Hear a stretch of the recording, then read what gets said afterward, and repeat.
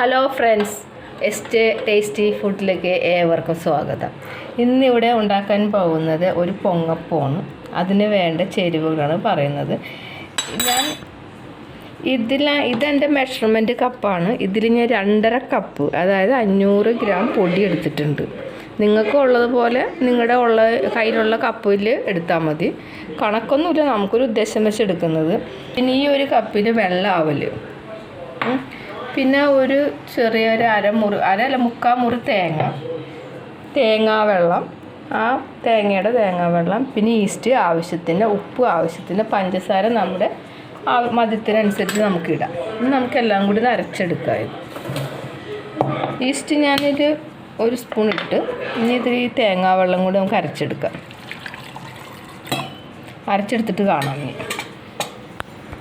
ഇത് ഞാൻ കുതിർത്തി വെക്കാൻ പോവാണ്. ഒരു 5 മിനിറ്റ് കുതിർത്തി വെച്ചാൽ നല്ല പഞ്ഞായിട്ട് കിട്ടും. ഇത് ഇടുന്നത് നല്ല കളറും കിട്ടും, നല്ല പഞ്ഞായി കിട്ടാൻ വേണ്ടിയാണ് ഈ അവൽ നമ്മൾ ഇടുന്നത്. അവൽ ഇടണമെന്ന് നിർബന്ധമില്ല, ഞാൻ അവലിട്ടാണ് ചെയ്യുന്നത്. പിന്നെ ഇതിൽ 2-3 ചെറുപഴവും കൂടെ ഞാൻ അരച്ചിടുന്നുണ്ട്.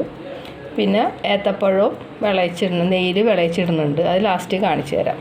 ഇത് തേങ്ങയും ഈസ്റ്റും തേങ്ങാവെള്ളവും കൂടെ ഞാൻ അരച്ചിട്ട് ഈ പൊടിയിലോട്ട് ഇടണതാണ്. ഇനി അടുത്ത് നമുക്ക് അരച്ചെടുക്കാം. അവലും പഴവും കൂടെ നമുക്ക് അരച്ചെടുക്കാം. നമ്മൾ കുതിർത്ത് വെച്ചിരിക്കുന്ന അവലും ഒരു 5 കുഞ്ഞു പഴം, എന്നാലും ഇവിടെ ഉണ്ടായ പഴമാണ്, അതുകൊണ്ട് ഞാൻ ഇട്ടത്. അതും കൂടെ ഞാൻ അരച്ചിട്ട് വരാം.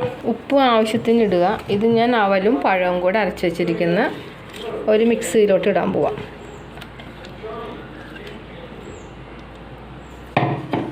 പിന്നെ പഞ്ചസാര ആവശ്യത്തിന് ഇടണം. നമ്മുടെ മധുരത്തിനനുസരിച്ച് പഞ്ചസാര ഇടാം.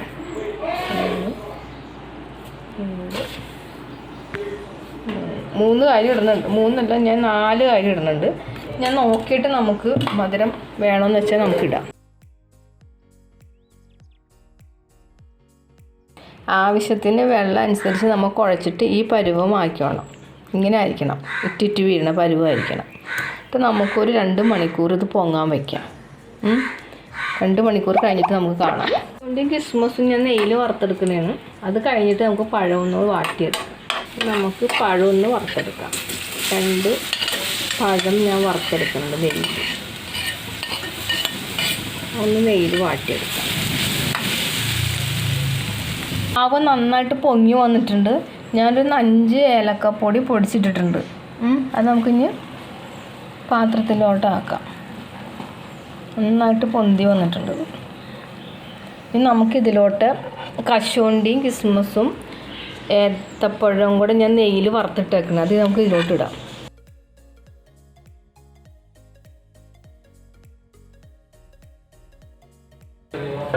ഈ പാത്രത്തിൽ ഞാൻ നെയ്യ് തടവി വെച്ചേക്കുന്നതാണ്. നമുക്കിത് ചെമ്പിൽ വെച്ചിട്ട് ആവിയേറ്റെടുക്കാം.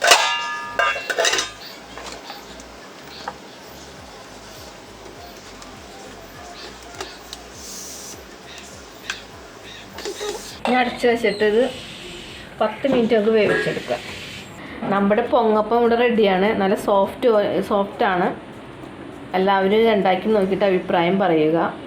സബ്സ്ക്രൈബ് ചെയ്യാത്തവർ സബ്സ്ക്രൈബ് ചെയ്യുക, ബെല്ലൈക്കൻ നിൽക്കുക, ഷെയർ ചെയ്യുക, ലൈക്ക് ചെയ്യുക.